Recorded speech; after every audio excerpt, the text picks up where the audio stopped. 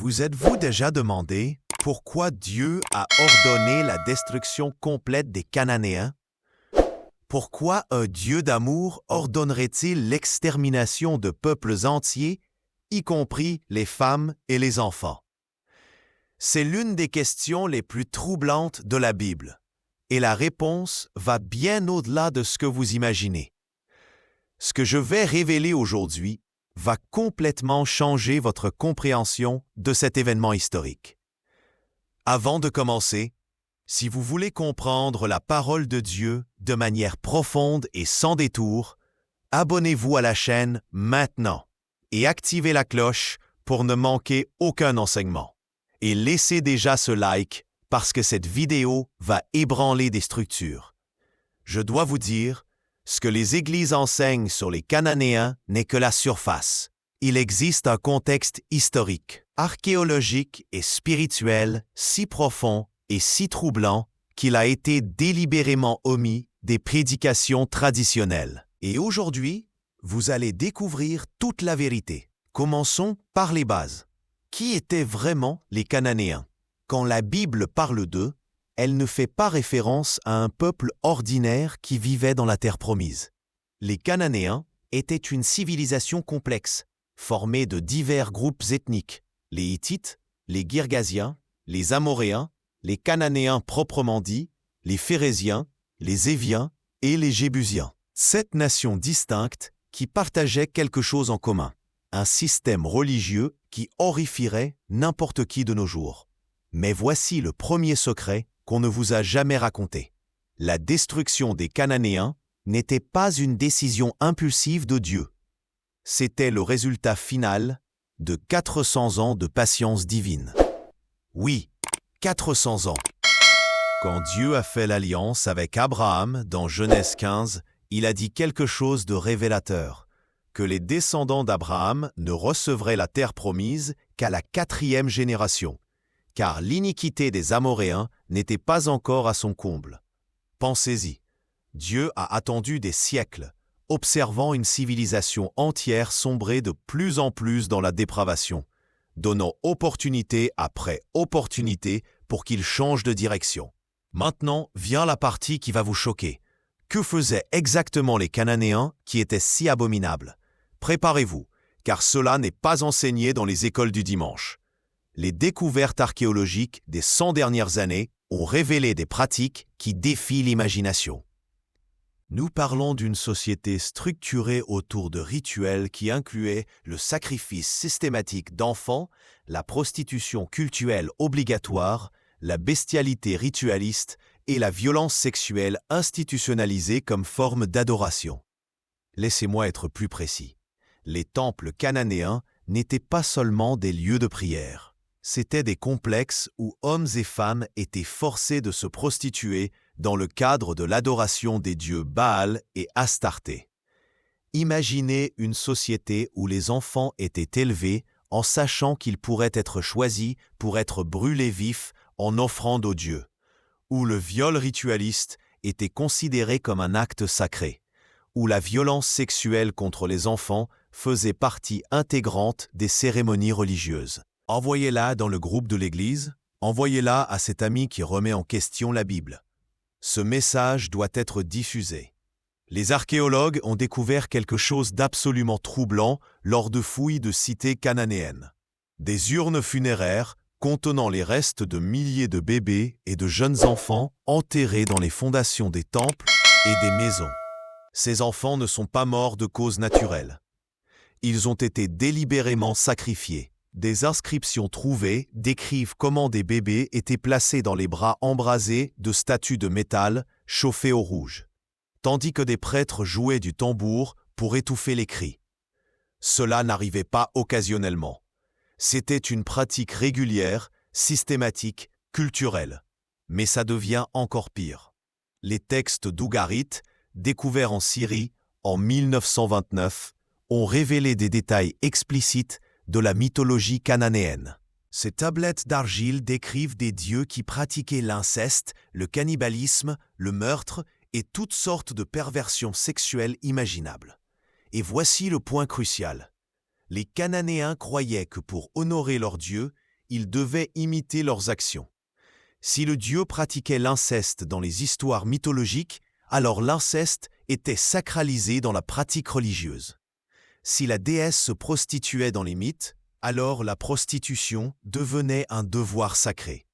Maintenant, vous pensez peut-être, mais cela ne justifie pas un génocide. Et c'est là que nous devons comprendre quelque chose de fondamental sur la nature de ce qui se passait. Nous ne parlons pas seulement de mauvaises pratiques religieuses. Nous parlons d'une société entière structurée autour de la violence systématique contre les plus vulnérables, en particulier les enfants. Nous parlons d'un système qui non seulement tolérait, mais exigeait et célébrait la maltraitance d'enfants à l'échelle industrielle. Je vais vous donner une perspective moderne. Imaginez que vous découvriez une nation entière où la maltraitance d'enfants ne se produit pas seulement dans l'ombre, mais est la base de toute la structure sociale, où les enfants sont légalement la propriété des parents pour être utilisés dans des rituels mortels, où les écoles enseignent que prostituer ses enfants aux dieux est un devoir civique, où les temples opèrent comme des centres de trafic sexuel institutionnalisés. Que ferait la communauté internationale? Elle interviendrait probablement avec une force militaire pour mettre fin à cette atrocité.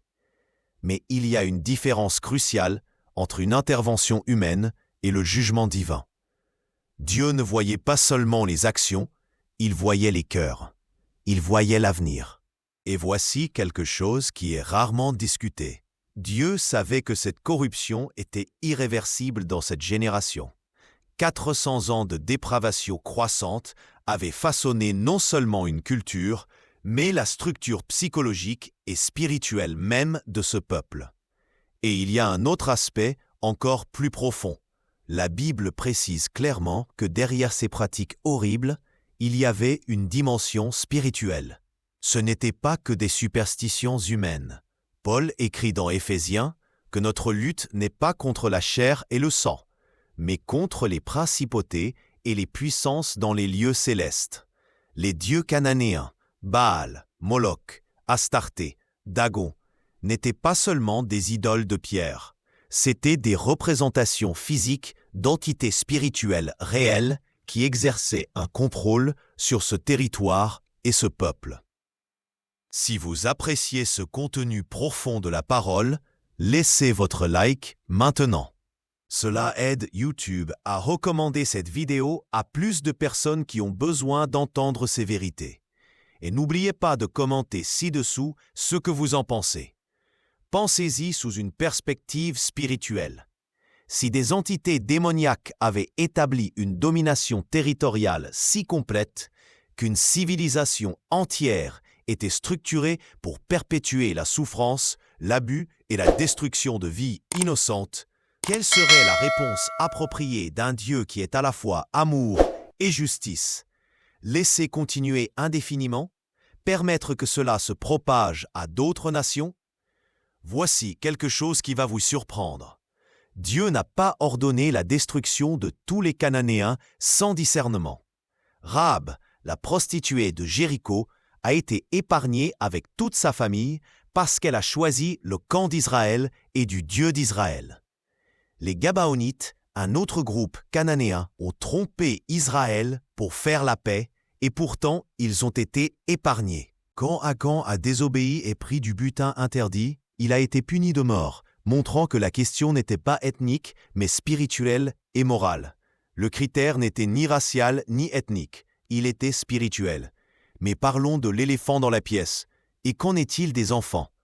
Comment justifier la mort d'enfants innocents? C'est probablement l'objection la plus puissante et compréhensible. Et ici, nous devons être honnêtes tout en étant profonds. Premièrement, nous devons comprendre que dans la vision du monde biblique, la mort physique n'est pas la fin de l'existence. Pour ceux qui meurent avant l'âge de la responsabilité morale, la tradition théologique judéo-chrétienne a toujours soutenu qu'il y a miséricorde divine. Deuxièmement, et c'est troublant, mais cela doit être dit, ces enfants étaient élevés dans un système qui garantirait qu'ils deviendraient des perpétuateurs des mêmes cycles d'abus. Les statistiques modernes confirment que les victimes d'abus graves dans l'enfance deviennent souvent des abuseurs. Imaginez cela multiplié par des générations dans une culture où l'abus n'était pas une déviation, mais la norme. Dieu, dans son omniscience, voyait non seulement le présent, mais l'avenir inévitable de ses enfants dans ce système irréversible. Troisièmement, il existe un concept théologique rarement discuté: la mort comme miséricorde. Si un enfant serait inévitablement corrompu et deviendrait un perpétrateur du mal extrême, conduisant des dizaines d'autres enfants à la souffrance, alors dans l'économie divine, mettre fin à cette vie prématurément peut être un acte de miséricorde, tant pour l'enfant lui-même que pour ses futures victimes. C'est difficile à accepter avec notre esprit fini, mais Dieu opère avec une connaissance infinie de toutes les conséquences. Maintenant, abordons une autre question cruciale dont personne ne parle. Que se serait-il passé si Israël n'avait pas complètement éliminé l'influence cananéenne? L'histoire biblique répond à cette question de manière douloureuse. Israël n'a pas achevé la tâche. Ils ont laissé des restes de Cananéens vivre parmi eux. Et que s'est-il passé? Exactement ce que Dieu avait averti. Génération après génération d'Israélites ont été séduites par les cultes cananéens. Ils ont commencé à sacrifier leurs propres enfants à Moloch. Ils ont établi la prostitution cultuelle à Jérusalem.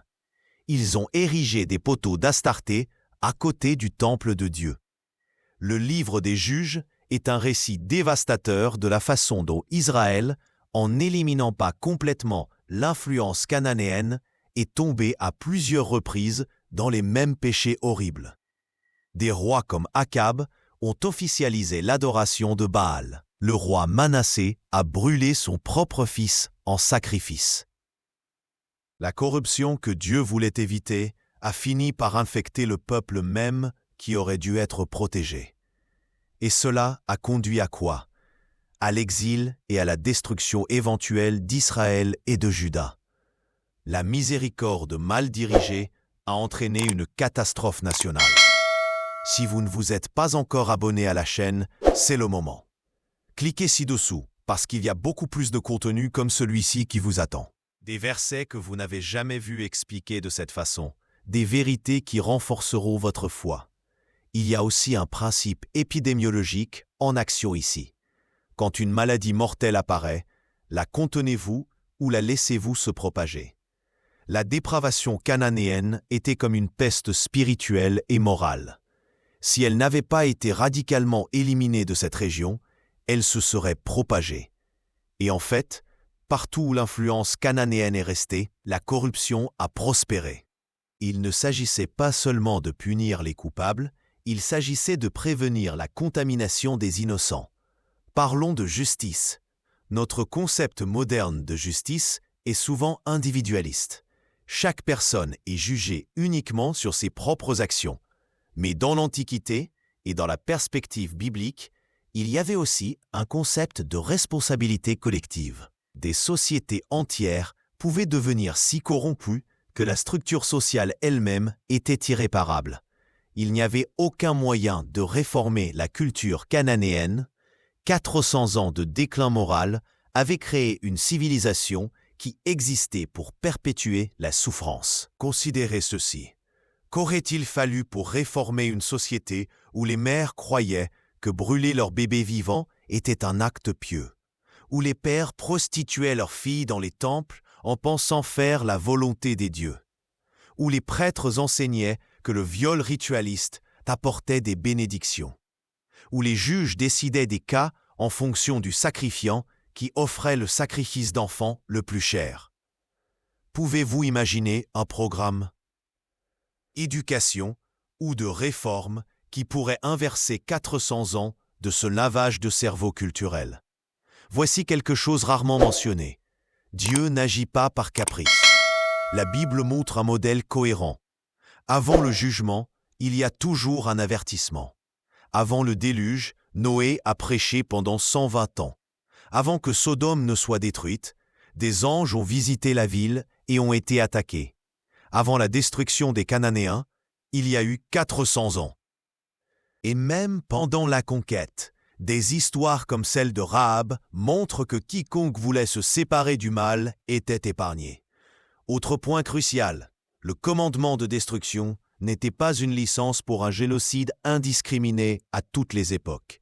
C'était un ordre spécifique, pour un temps spécifique, pour un but spécifique, donné par des prophètes confirmés. Ce n'est pas un modèle pour l'action chrétienne aujourd'hui. Jésus l'a clairement exprimé lorsqu'il a réprimandé Jacques et Jean pour avoir voulu faire descendre le feu du ciel sur un village samaritain. Le royaume de Dieu avance aujourd'hui par l'amour, le témoignage et la transformation spirituelle, pas par l'épée. Mais dans le contexte de ce moment historique spécifique, avec ce niveau spécifique de corruption, à la fondation d'une nation qui serait le canal de la révélation divine et éventuellement du Messie. Des mesures extrêmes étaient nécessaires. Israël n'était pas juste une autre nation. C'était le véhicule par lequel toute l'humanité serait bénie. La lignée qui mènerait à Jésus ne pouvait pas être corrompue par la dépravation cananéenne. Pensez à l'ampleur de ce qui était en jeu. Si Israël avait été complètement assimilé par la culture cananéenne, comme il l'a presque été plusieurs fois, il n'y aurait pas eu de tradition prophétique. Il n'y aurait pas eu d'Ancien Testament. Il n'y aurait pas eu de préparation pour le Messie. Il n'y aurait pas eu de Jésus. Le salut de milliards de personnes à travers les siècles dépendait d'Israël restant un peuple distinct, avec des valeurs morales radicalement différentes de celles des Cananéens. La destruction de Canaan, aussi brutale qu'elle puisse paraître, était nécessaire pour la rédemption de l'humanité. Partagez cette vidéo maintenant. Sérieusement. Il y a tant de gens qui ont besoin de comprendre cela. Il y a tant de chrétiens confus au sujet de l'Ancien Testament, tant d'athées qui utilisent cela pour attaquer la Bible. Envoyez-leur cette vidéo. Montrez que la parole de Dieu se défend lorsqu'elle est étudiée en profondeur. Voici une autre perspective. Dieu, en tant que créateur, a l'autorité absolue sur la vie. Quand un être humain prend la vie d'un autre, il usurpe l'autorité divine.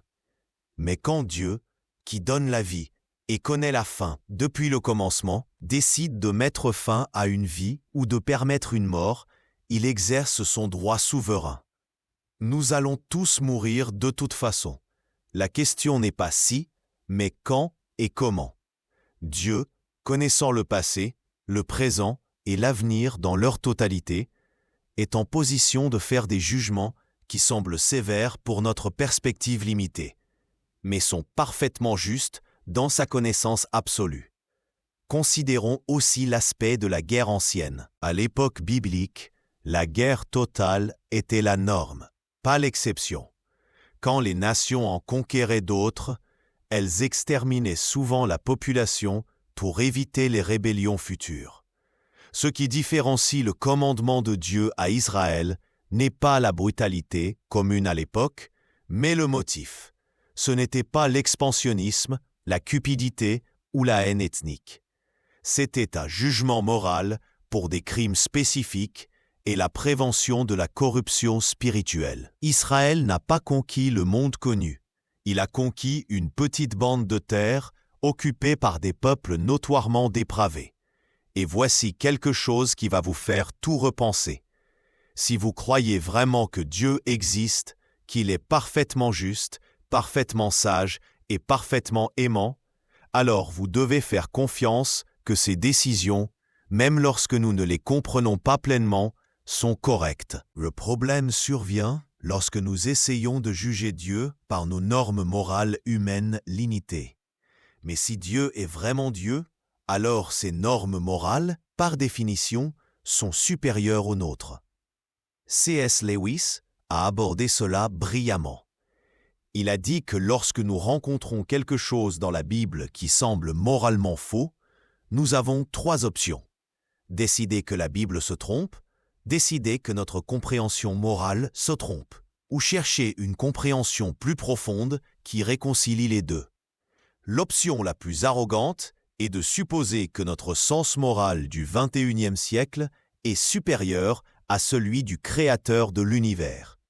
Laissez dans les commentaires quelle partie de cet enseignement vous a le plus impacté.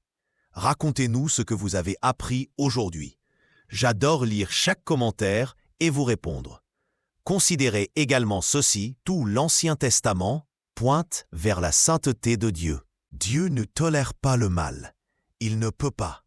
Non pas parce qu'il est cruel, mais parce qu'il est parfaitement pur. La présence du mal extrême exige une réponse. Si Dieu voyait ce que les Cananéens faisaient aux enfants innocents et ne faisait rien, il serait complice. Sa justice exige une action contre l'oppression. Mais voici la beauté du récit biblique complet. La même justice qui a puni les Cananéens a aussi puni Israël quand ils sont tombés dans les mêmes péchés. Dieu n'a pas eu de favoritisme. Quand Israël a commencé à sacrifier des enfants, à pratiquer l'injustice, à opprimer les pauvres, Dieu a envoyé des envahisseurs qui ont détruit Jérusalem et emmené le peuple en exil. La norme morale était cohérente. Ce n'est pas qui vous êtes, mais ce que vous faites. Ce n'est pas l'ethnie, mais la moralité. Et finalement, l'histoire des Cananéens pointe vers quelque chose de plus grand, la gravité du péché et le besoin de rédemption. Si le péché a conduit à des conséquences si dévastatrices dans l'Ancien Testament, cela nous montre à quel point Dieu est sérieux au sujet de la moralité. Mais cela nous montre aussi notre besoin désespéré d'un sauveur. Nous tous, comme les Cananéens, méritons le jugement. Mais Dieu, dans sa miséricorde, a envoyé Jésus pour absorber ce jugement à notre place. La croix est l'endroit où la justice et la miséricorde de Dieu se rencontrent. La même sainteté qui exigeait le jugement sur Canaan a été satisfaite dans le sacrifice de Christ. Maintenant, toute personne, de n'importe quelle nation, y compris les descendants des Cananéens eux-mêmes, peut être sauvée par la foi en Jésus. La destruction des Cananéens n'était pas la fin de l'histoire. C'était un chapitre nécessaire dans un récit plus large de rédemption. Alors, en revenant à la question originale, pourquoi Dieu a-t-il vraiment détruit les Cananéens? Ce n'était pas de la cruauté arbitraire. C'était la justice contre le mal extrême après des siècles de patience. C'était la protection pour les générations futures qui auraient été victimes de ce système. C'était la préservation du plan de rédemption qui culminerait dans le Christ. C'était une démonstration de la gravité du péché. C'était un acte chirurgical pour enlever un cancer qui tuait non seulement les corps, mais les âmes. La vérité qu'on ne vous a jamais racontée est celle-ci. Le jugement des Cananéens est l'une des plus grandes démonstrations de l'amour de Dieu. Amour pour les innombrables enfants qui ne seraient plus brûlés vifs. Amour pour Israël, protégé de la corruption destructrice. Amour pour l'humanité, préservant le chemin du salut. Amour pour la justice elle-même, qui exige une réponse au mal. Un Dieu qui verrait la maltraitance systémique d'enfants et ne ferait rien, ne serait pas aimant. Il serait lâche. Et voici le défi final pour vous.